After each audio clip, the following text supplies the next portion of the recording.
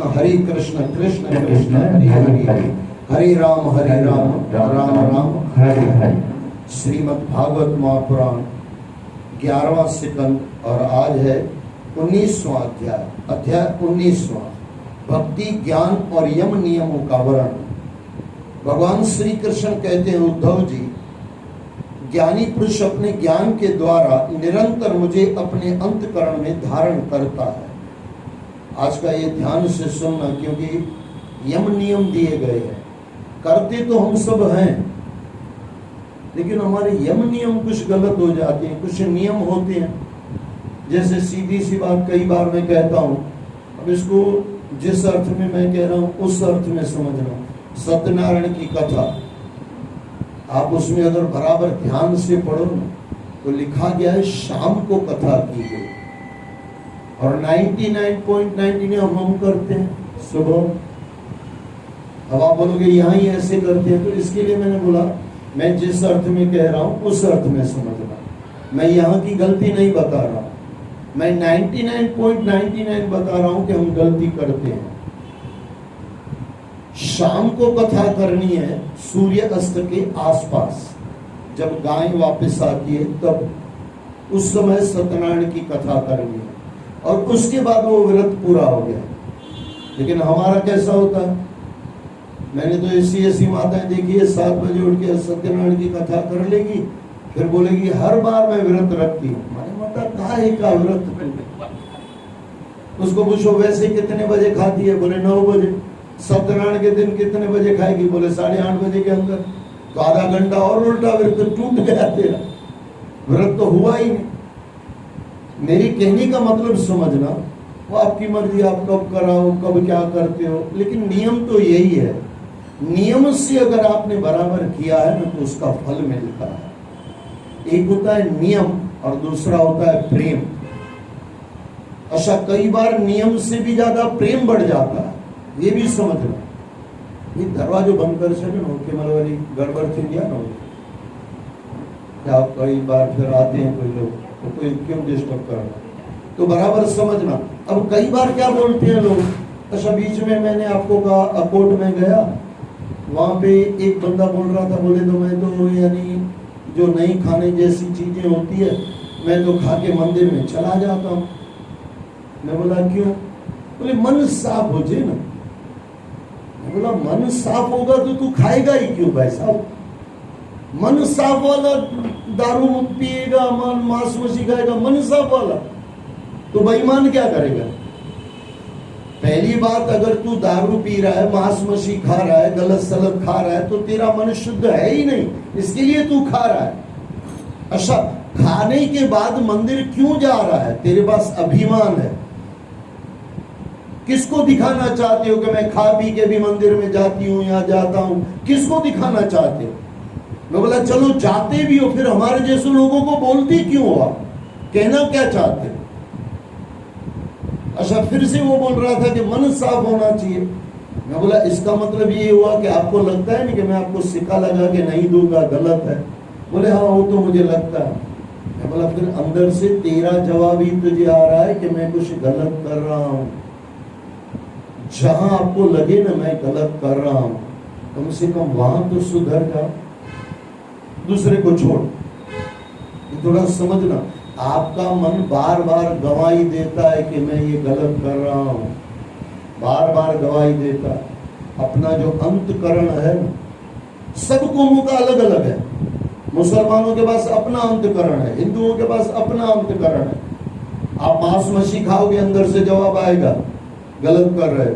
आप बोलोगे मुसलमानों का अंतकरण अलग है क्या? समाज के हिसाब से अंतकरण बदल जाता है। लेकिन एक चीज है, उसके पास दूसरा अंतकरण है, नमाज पढ़नी है। थोड़ा समझना।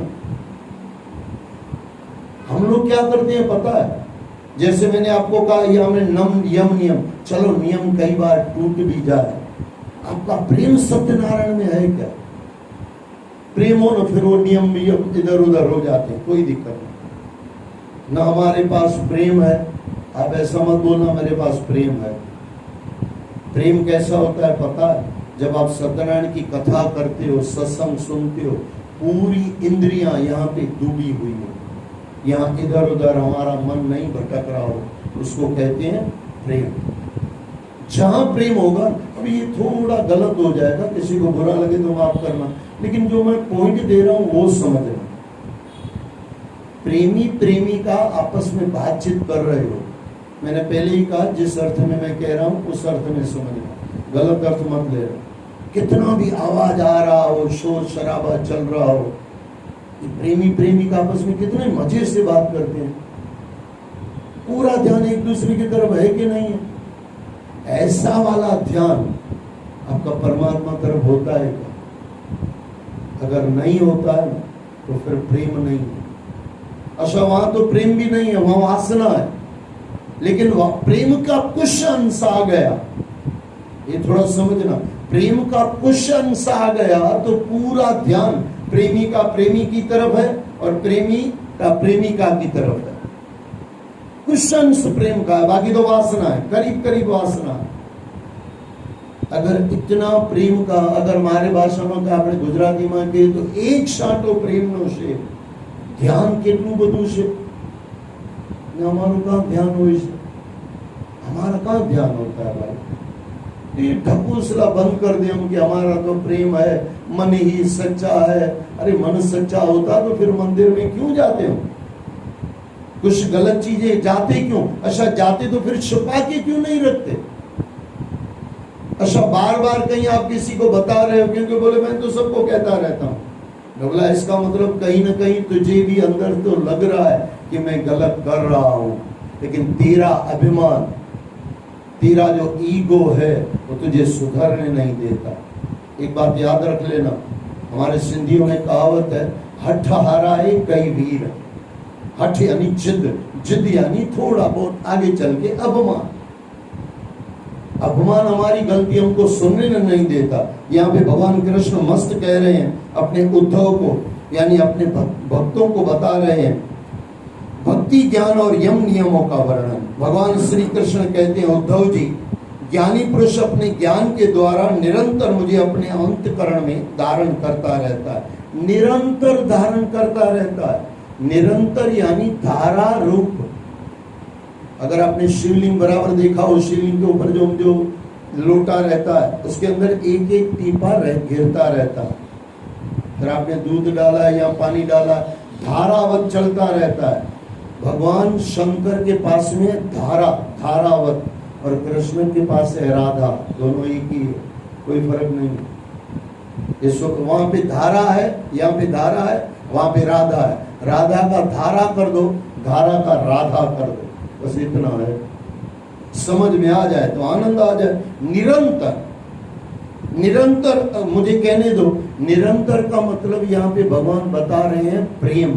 जिसका प्रेम होगा ना वो निरंतर याद रखेगा। आप अपने बच्चों को निरंतर प्रेम करते हो कि नहीं? कहीं किसी की भी बात याद आ जाती है, अपने बच्चों की याद आ जाती है कि नहीं? बीच में अभी ये अहमदाबाद में जो प्लेन क्रैश हुआ, मेरे भतीजे का लड़का अहमदाबाद गया हुआ था, मुझे अहमदाबाद में किसी की चिंता नहीं हुई। जब मैंने टीवी देखी और 1 मिनट के लिए टीवी बंद कर दे, सीधा अपने बच्चे से पहले बात कर दे। क्या कहना चाहता हूं मैं? निरंतर प्रेम चल रहा है। अहमदाबाद में कितने मर जाएंगे, कितने मर गए, मुझे कोई लेना देना नहीं है। क्या लेना देना है? मेरा जिसके साथ संबंध है वो जिंदा है कि नहीं। बस ये अगर निरंतर प्रेम परमात्मा में हो जाए, आपके पास प्रेम आ गया। ये अगर निरंतर नहीं है तो प्रेम है ही नहीं। धारावत प्रेम हो, राधावत प्रेम हो। इसके लिए अच्छा ये भी समझना, कई बार कैसे लोग समझते नहीं है, कृष्ण से राधा बड़ी थी, सुना होगा ना आपने, राधा बड़ी है कृष्ण से। मतलब क्या है? धारावत प्रेम हो, यानी भगवान से भी भगवान में ज्यादा प्रेम हो, ज्यादा लंबा प्रेम हो, भगवान से भी ज्यादा। भगवान को पाना है लेकिन निरंतर प्रेम हो। और इसके लिए यहाँ पे कहा गया निरंतर मुझे अपने अंतःकरण में धारण करता है। तत्व ज्ञान के लेश मात्र के उदय होते ही सिद्धि प्राप्त हो जाती है। तत्व ज्ञान के लेश मात्र के उदय होते ही सिद्धि प्राप्त हो जाती है। तत्व ज्ञान, तत्व ज्ञान यानी क्या? मेरे सिवाय कुछ नहीं है, हो ही नहीं सकता है। आपके सिवाय कोई नहीं है, आपके आप ही हो। लेकिन ये शरीर के बाहर की बात चल रही है, शरीर को मत पकड़ लेना। शरीर के अंदर जो मेरा मैं हूं, जहां पे मैं कहा भी नहीं जा सकता, लेकिन समझाने के लिए भाषा में कहना पड़ता है मैं। लेश मात्र, तत्व ज्ञान के लेश मात्र के उदय होते ही सिद्धि प्राप्त हो जाती है। वह अन्य किसी साधन से प्राप्त नहीं होती। इसलिए तुम्हें ज्ञान के द्वारा अपने आत्म स्वरूप को पहचानना चाहिए और भक्ति भाव से मेरा भजन करना चाहिए।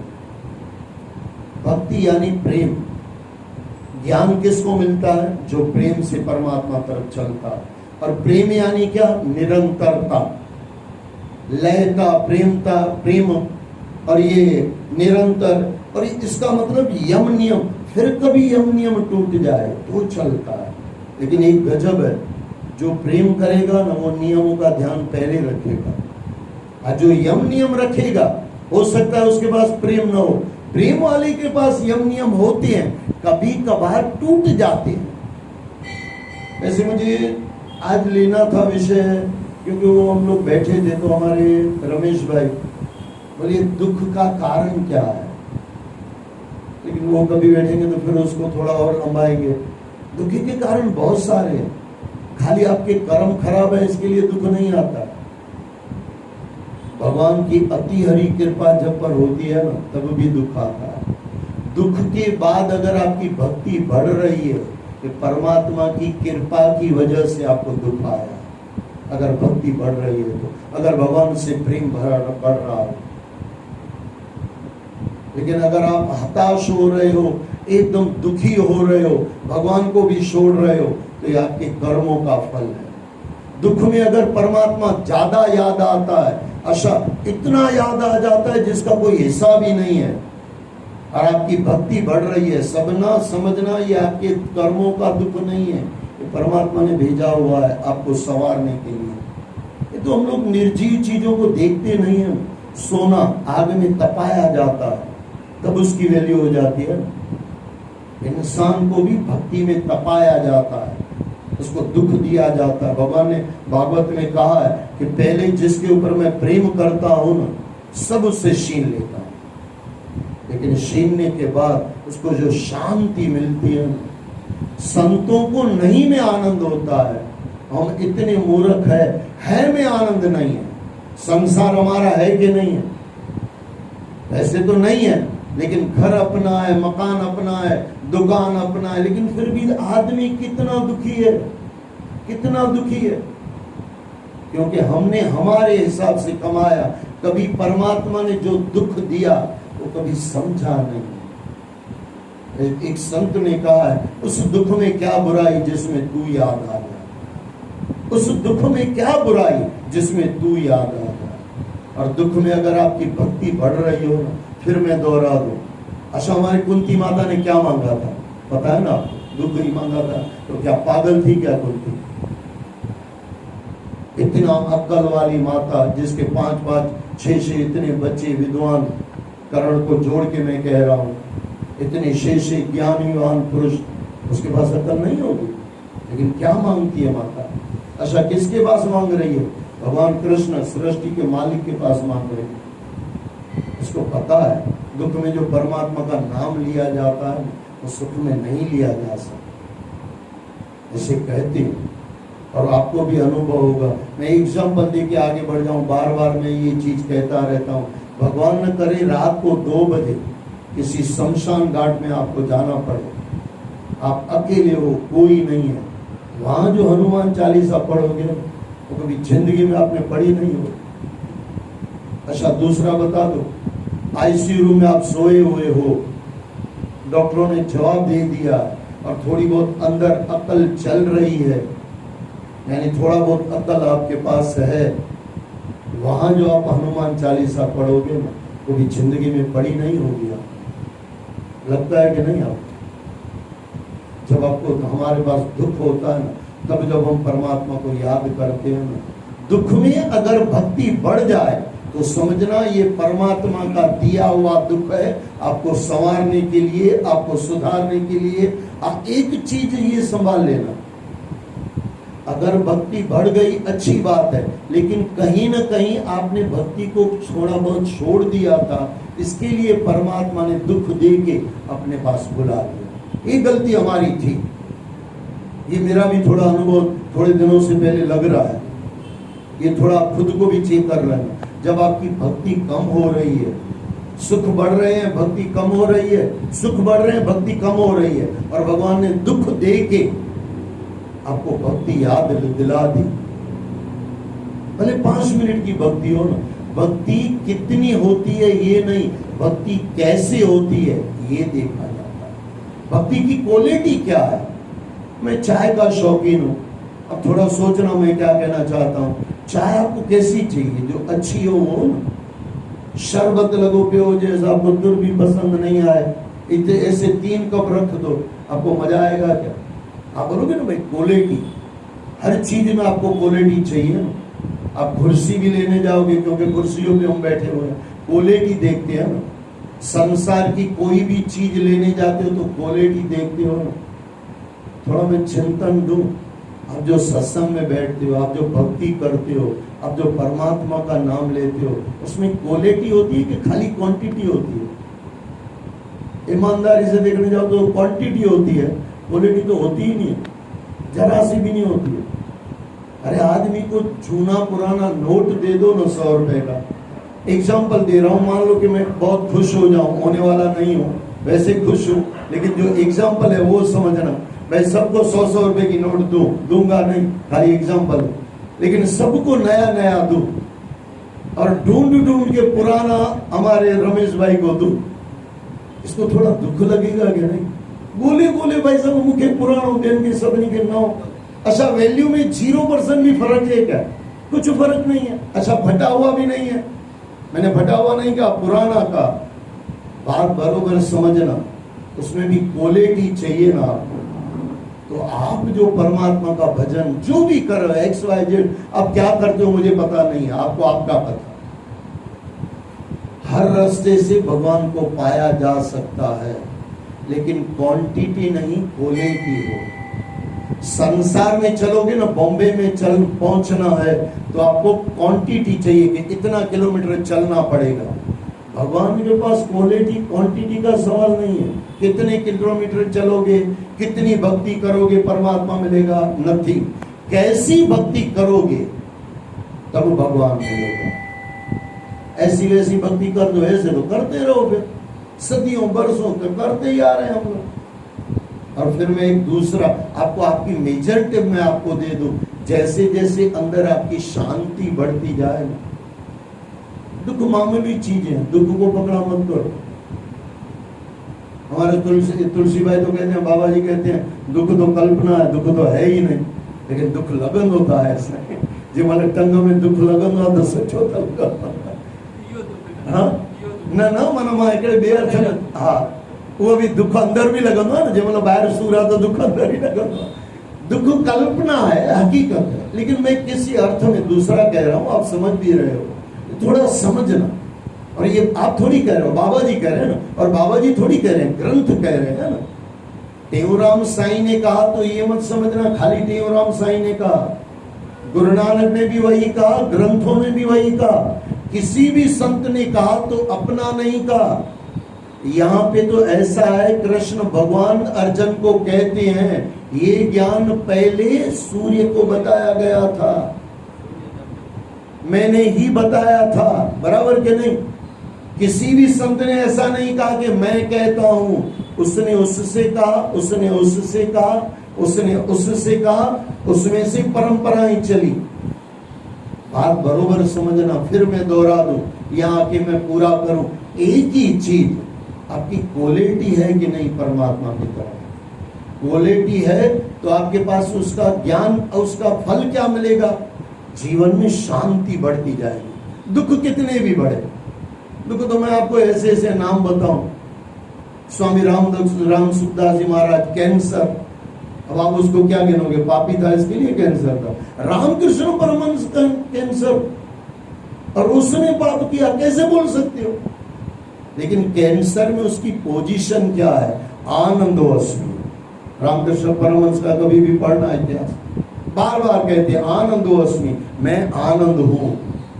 हमारा तो इतना, यहाँ पे मुझे कहना पड़ेगा, इतना टांग का दुख है, मैं दुखी हो गया हूं। लेकिन वहां के बाबा के कैंसर है, कोई दुख नहीं, दुखी नहीं है, दुख है। बस ये चीज है। जिस दिन आपको लगे मेरी शांति बढ़ रही है, दुख भले बढ़ रहे हैं, कम हो रहे हैं, उसकी चिंता ही मत करो। आप शांत हो के नहीं हो, आपके पास शांति है कि नहीं है। और वो शांति बीवी, बहन, माँ नहीं होनी चाहिए। यानी तो एक बंदा कह रहा था मेरे पास शांति के साथ ही रहता हूँ।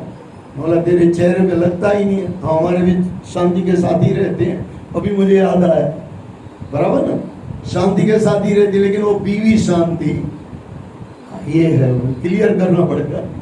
बात बरोबर समझना भाई साहब। जीवन में अगर आपकी शांति बढ़ रही है ना, तो आपकी भक्ति बढ़ रही है, आपकी क्वालिटी बढ़िया हो रही है। उद्धव जी ने कहा है, विश्व रूप श्री कृष्ण, आप विश्व के स्वामी हैं। आपका यह वैराग्य और ज्ञान, विज्ञान से युक्त सनातन एवं शुद्ध ज्ञान किस प्रकार से प्राप्त हो, उसे कृपया कर मुझे समझाइए। प्रभु, आपका यह सेवक संसार रूपी अंधेरे कुएं में पड़ा हुआ है, काल रूपी सर्वे से डसने को तैयार है, फिर भी विषय भोगों की तृष्णा मिटती नहीं है। सच पूछो ना, दुख का कारण कुछ चाहिए ना आपको, तो एक ही, मुझे कुछ चाहिए, ये दुख है। अच्छा, दुख आ गया, समझो दुख रहा है, तो ये मुझे नहीं चाहिए, ये भी दुख होता है। मेरा दुख क्या है कि घुटने का दर्द नहीं चाहिए, ये दुख है।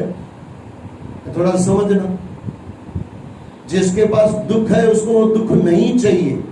अच्छा, दुख यानी क्या? दुख यानी जो आपको पसंद नहीं आता है वह दुख। आपको पसंद आता है वह सुख, आपको पसंद नहीं आता है वह दुख। किसी को एक कुर्सी पसंद नहीं होगी, ये दे दो, वो दुखी हो जाएगा। किसी को वो कुर्सी पसंद नहीं है, वो दे दो, दुखी हो जाएगा। उसको उसकी कुर्सी मिल गई, सुखी हो गया। सुख दुख आपने जोड़ के रखा है। अच्छा, जवानी सबको चाहिए, बुढ़ापा किसी को नहीं चाहिए। तो बुढ़ापा आया कहां से? ऊपर से टपका गया। मैंने दुख के कारण एक दो और दो बताया, एक मैं दूसरा बता के आगे बढ़ू। दुख यानी क्या पता है? आपको आधा चाहिए, आधा नहीं चाहिए, ये भी दुख होता है। जवानी चाहिए, बुढ़ापा नहीं चाहिए, ये भी दुख का कारण है। आपकी आंखें 40 बरस तक बढ़िया चली, 60 बरस तक बढ़िया थोड़ी चलेगी। तो इसी बात थोड़ी देर पहले हम लोग आपस में बातचीत कर रहे थे, आप बोल रहे थे भाई 50 साल के बाद कुछ भी थोड़ा बहुत लग जाता है, करीब करीब 40 बरस जो आपने आंखों ने आपको दिया हुआ है, तो वो भी थकेगी कि नहीं? आप थकते हो कि नहीं? अगर आप थकते हो तो आपकी आंखें क्यों नहीं थकेगी? आप बोलोगे उसने कौन सा पाप किया? उसने यही पाप किया कि 60 बरस आपको सुख दे दिया, अब आपको 20 बरस का दुख पसंद नहीं है, बस यही पाप है उसका, उसको देना ही नहीं चाहिए। आपने कभी ये सोचा? आप कभी टांग के लिए रोते हो क्या? मेरी टांग देखती नहीं है, वो पहले से उसने देखा ही नहीं है, इसके लिए वो रोना ही नहीं है। बात बरोबर समझना। आपके पास जो भी शरीर के अंग दिए गए हैं ना, यानी एक होता है, मेरे कहने का मतलब बुढ़ापे का। इसमें हमारी गलती क्या होती है? आज जो बच्चों को चश्मा लग गया है, ये दुख है। ये दुख कहां से मिल गया? मोबाइल महाराज से, टीवी महाराज से। ये थोड़ा समझना। एक दुख आप लेते हो, एक दुख प्रकृति परमात्मा समय के हिसाब से हमको देती है। 60 बरस के बाद टांग काम नहीं कर रही है, 60 बरस आपको साथ दिया। ये 60 बरस से अगर आपने परमात्मा के बराबर भक्त बन गए होते, तो 60 बरस के बाद जो दुखा हुआ होगा ना, उसमें आप दुखी नहीं होंगे, दुख जरूर होगा। एक थोड़ा खुद को चेक कर ले। आंखें थोड़ी कमजोर है, थोड़ो संसार को छोड़ो। 60 बरस तक आपने ग्रंथ पढ़े हैं, अगर आपके पास पढ़े नहीं है तो समझ रहे हैं, थोड़ा मैंने अर्थ बदल दिया, मजा आया भाई साहब। अगर आपके पास पढ़े नहीं है, आपने पढ़े हुए हैं तो, समझ गए ना अर्थ, मजा है। अगर पढ़ लिए आपने ग्रंथ, 60 बरस पढ़ गए, अब आपको आंखें कमजोर है, मत पढ़ो। आपने जो 60 बरस पढ़ा है ना अंदर, उसको अंदर निकालते रहो और जीवन में उतारते रहो। लेकिन इंसान रोता रहेगा, हाणे तो मां गीता न पढ़ी सघंदी आहियां। अरे माता 60 साल पढ़े, हाणे तूं परमात्मा पासे हलो, जेको पढ़ियो थी वो खण अंदर में। समझ में आ जाए ना तो आनंद आ जाए। आप कृपया कर मेरा, थोड़ा ऊपर से ले, फिर भी विषय भोगों की तृष्णा मिटती नहीं है। जो जो मैं इसे तृप्त करता हूं त्यों तो यह बढ़ती जाती है। आप कृपया कर मेरा उद्धार कीजिए। भगवान श्री कृष्ण ने कहा, उद्धव जी, महाभारत के युद्ध में बाण शया पर पड़े भीष्म पितामह से यही बात धर्मराज युधिष्ठिर ने पूछी थी। अब देखो, ये भगवान श्री कृष्ण ऐसा कैसे सकते थे, सीधा बता सकते थे, लेकिन नाम क्या दिया? युधिष्ठिर महाराज को बताया गया था, वो बता रहा हूं। किसी भी संत ने ये नहीं कहा कि ये मेरी तरफ से कह रहा हूं। अब भगवान कृष्ण जैसों ने कहा, मैं कह रहा हूं। बहुत कम संतों ने कहा, बाकी यही कहा गया, ग्रंथों का दिया जा रहा है। जो गुरु नानक ने कहा वही साईं टेमूराम ने कहा। हाँ, शब्द बदल गए, भाषा बदल गई, बोलने का अंदाज बदल गया, सबका अपना अपना अंदाज है। परमात्मा ने एक इंसान दूसरे इंसान जैसा बनाया ही नहीं है। ज्ञान वही है, अलग अलग तरह से परोसा गया है। युधिष्ठिर ने पूछी थी, उन्होंने मोक्ष के साधनों के विषयों में उनसे प्रश्न किया था। उस समय भीष्म पितामह ने जो कहा वह मैं तुम्हें सुनाता हूं। भक्ति योग, ज्ञान योग। उद्धव जी, जो मेरी भक्ति प्राप्त करना चाहता हो उसे मेरी अमृतमयी लीला कथाओं में श्रद्धा रखनी चाहिए। श्रद्धा यानी प्रेम, प्रेम यानी पूरा ध्यान, तन्मयता, तल्लीनता। कितने शब्दों से मैं आपको समझाऊं, जिस शब्द से आप समझ जाओ समझ लेना। तल्लीनता, पूरा ध्यान। अगर थोड़ा मुझे इससे थोड़ा समझाना हो तो आप नोट गिनने में कितना पूरा ध्यान होता है, बस वो ध्यान। और मैं तो थोड़ा मेरे तरफ से कह रहा हूं कि मेरी तरफ से, जब आप झगड़ा करते हो कितना पूरा ध्यान से झगड़ा करते हो।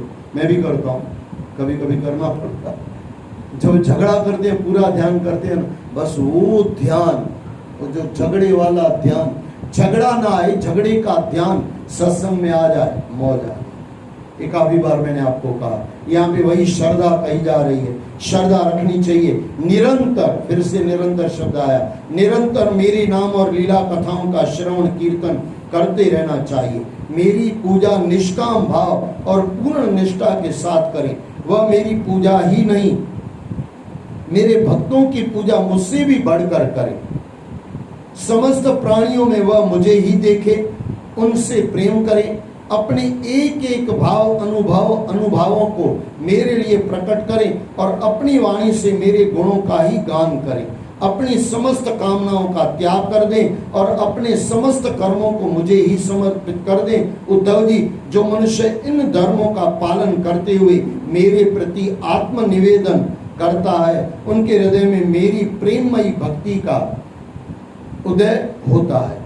जैसे मेरी भक्ति प्राप्त हो जाती है, उसे फिर किसी वस्तु की आवश्यकता नहीं है।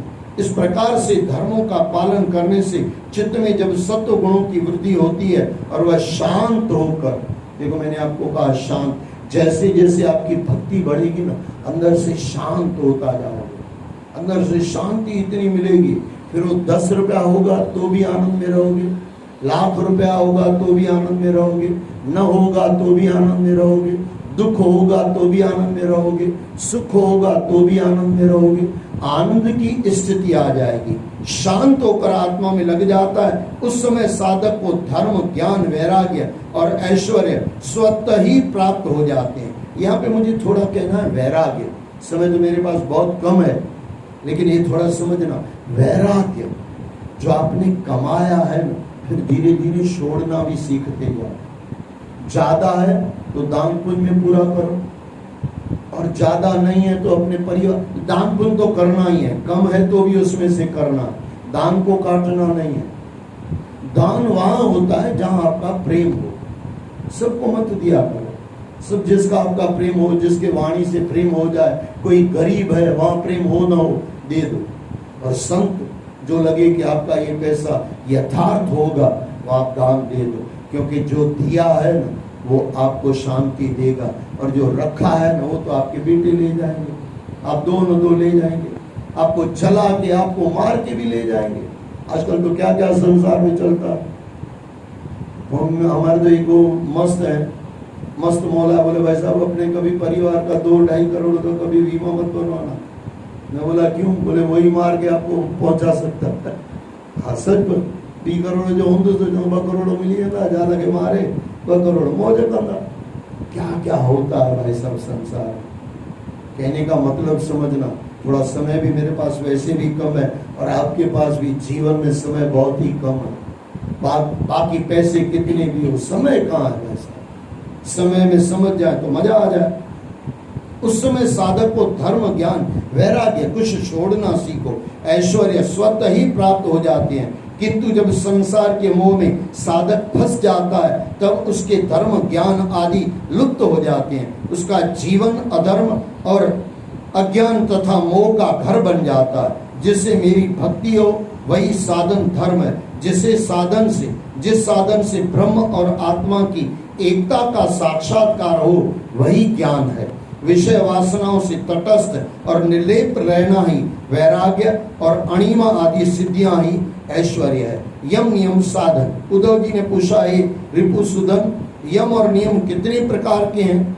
शम और दम क्या है? तितिक्षा और धैर्य क्या है? दान, तपस्या, शूरता, सत्य, ऋतु और त्याग के स्वरूप क्या है? पुरुष का सच्चा बल क्या है? अभिष्ट धन कौन सा है? अभिष्ट यानी खराब धन।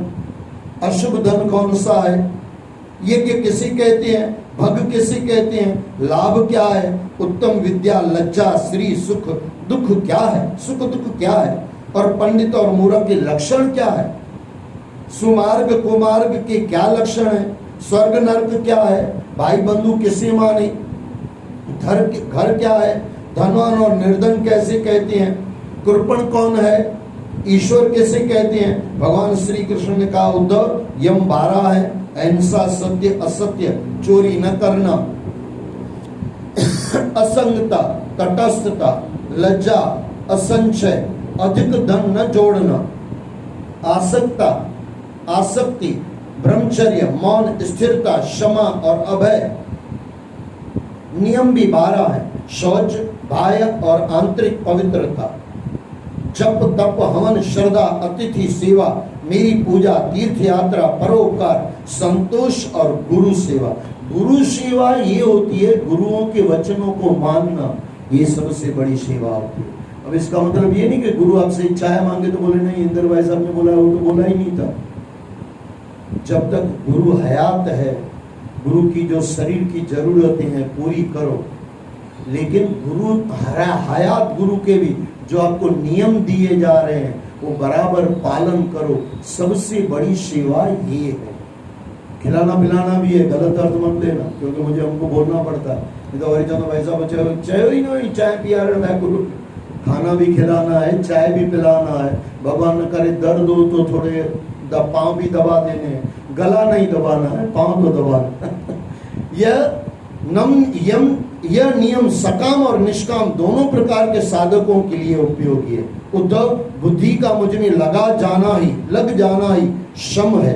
इंद्रियों के संयम को दम कहते हैं। त्याग से प्राप्त दुख को सहन करने को तितिक्षा कहा जाता है। जीवा और जनेन्द्रिय पर विजय प्राप्त करना धैर्य है। अब एक एक शब्द को 1-1 घंटा सत्संग किया जा सकता है, लेकिन ना आपके पास 1 घंटा है, न मेरे पास है। घंटा बजाने को है, जीवन में नहीं है। बजाने को है ना, बाहर भी है। किसी के प्रति द्रोह न करना, यानी किसी से दुश्मनी न करना। सभी को अभय देना दान है। कामनाओं का त्याग तप है। अपनी वासनाओं पर विजय प्राप्त करना शूरता है। सर्वत्र सत्य रूप व समरूप परमात्मा का दर्शन सत्य और महात्माओं का सत्य और मधुर भाषण ऋतु कहलाता है। कर्मों में आसक्त न होना शौच है। कामनाओं का त्याग ही सच्चा संन्यास है। धर्म ही मनुष्यों का अभिष्ट धन है, परमेश्वरी यज्ञ है, ज्ञान का उपदेश देना दक्षिणा है, प्राणायाम ही श्रेष्ठ बल है। मेरा ऐश्वर्य भग है, मेरी श्रेष्ठ भक्ति उत्तम लाभ है। ब्रह्म और आत्मा के भेद को मिटाने वाली विद्या है, पाप से घृणा करना लज्जा है। निरपेक्षता ही शरीर का सच्ची सुंदरता श्री है। सुख दुख सुख की दोनों भावनाओं का नष्ट होना ही सुख है। यानी भावना है, सुख दुख है नहीं ऐसा नहीं है, लेकिन वो भावनाओं में है। दुख सुख की दोनों भावनाओं का नष्ट होना ही सुख है। विषय भोगों की कामना दुख है। बंधनों और मोक्ष के तत्व को जानने वाला पंडित है। शरीर में मोह रखने वाला मूर्ख है। जो ज्यादातर हम हैं, किसी को बुरा लगे तो माफ करना, जो संसार से निवृत्त करके मुझे प्राप्त करा देता है वही सच्चा सुमार्ग है। और चित्त का बाहर भौतिक जगत में भटकना ही कुमार्ग है। सत्व गुण की वृद्धि स्वर्ग है और तमो गुण की वृद्धि नरक है। गुरु ही मैंने आपको कहा, सत्व पहले आपको कहा, जैसे जैसे सत्व गुण भक्ति बढ़ती जाएगी शांति बढ़ती जाएगी। अगर उल्टा हो रहा है, तमो गुण बढ़ रहा है, तो नरक यानी अशांति, स्वर्ग यानी शांति। गुरु ही सच्चा भाई बंधु है और मैं ही वह गुरु हूँ। यह शरीर, यह मनुष्य शरीर, यहाँ कृष्ण भगवान कह रहे हैं उद्धव, यह मनुष्य शरीर ही सच्चा घर है तथा गुणों से संपन्न व्यक्ति सच्चा धनी है। असंतोषी और अभावग्रस्त व्यक्ति दरिद्र है। अभावग्रस्त यानी परमात्मा में अगर आपका भाव नहीं है, खाली आके बैठ गए हो तो दरिद्र हो, और दरिद्र को परमात्मा नहीं मिलता। भावना हो, दरिद्र यानी वो वाला दरिद्र नहीं, गलत अर्थ मत लेना। यहाँ दरिद्र किसको कहा जाता है? जिसके पास परमात्मा के लिए भावना नहीं है, वो दरिद्र है। जो जितेंद्र नहीं वह गुरुपण है। जितेंद्र यानी अपनी इंद्रियों को जीतना। कहाँ कहाँ रोके भाई, समय बोलता है भाई पूरा करो, लेकिन यहाँ पे पढ़ते हैं तो बोलते हैं भाई इसको थोड़ा खोलो। जिसकी चित्त वृत्ति विषयों में आसक्त नहीं है वह सर्वशक्ति संपन्न समर्थ और स्वतंत्र है। वह ईश्वर है जो विषयों में आसक्त है, वह ईश्वर है जो विषयों में आसक्त है, वह असमर्थ है। इसको खोलने की जरूरत है, लेकिन जिसकी चित्त वृत्ति विषयों में आसक्त नहीं है, माफ करना मैं इसके लिए अटक रहा था, जिसकी चित्त वृत्ति विषयों में आसक्त नहीं है वह सर्वशक्ति संपन्न समर्थ और स्वतंत्र है। वह ईश्वर है जो विषयों में आसक्त है, वह असमर्थ है। प्रिय उद्धव, तुम्हें इतना समझ लेना चाहिए कि गुणों और दोषों पर दृष्टि डालना ही सबसे बड़ा दोष है। इन पर दृष्टिपात न करके अपने निसंकल्प और शांत स्वरूप में स्थित हो जाना ही सबसे बड़ा गुण है। सबसे इंसान का पहला काम और अंतिम काम है खुद को जानना। संसार को जानने के लिए आप नहीं आए हो, खुद को जानने के लिए आए हो। सतनाम साखी, सतनाम साखी, सतनाम साखी।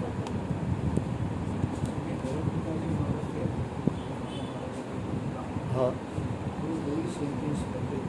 अच्छा, हाँ हो सकता है ना ऐसा। वो एक अध्याय तो महीने का मत हो ले ना वो